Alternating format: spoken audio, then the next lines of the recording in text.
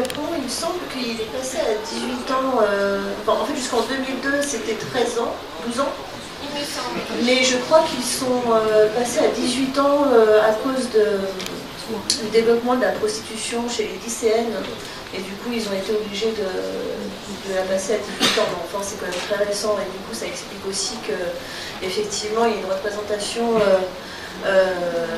dans l'érotisme japonais qui puisse nous choquer nous parce qu'on a une définition de l'adulte qui est plus âgé, mais il faut toujours se resituer dans la culture. Et voilà, au Japon, il n'y a pas si longtemps que ça, la majorité sexuelle était quand même assez jeune. Alors je ne sais pas vers quelle direction vous voulez orienter le débat. Moi ce qui m'intéressait en fait par rapport à ce sujet qui est passionnant, qui est très vaste, c'est en fait la question de la censure, du hentai, de la pornographie dans notre société, et surtout aussi quand il s'agit de contenus étrangers.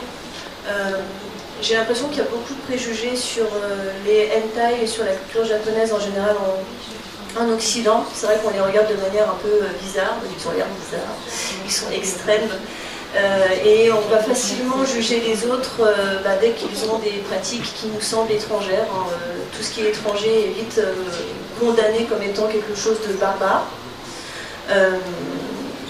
Et le hentai n'est pas forcément bien perçu en France. Pour ma part, par rapport à ma petite expérience liée au sujet, j'ai présenté une émission il y a quelques années sur MCM qui diffusait à l'heure tardive dans la soirée des épisodes, des séries cultes du hentai, et forcément c'était à prévoir. Le CSA est vite intervenu et a censuré les programmes.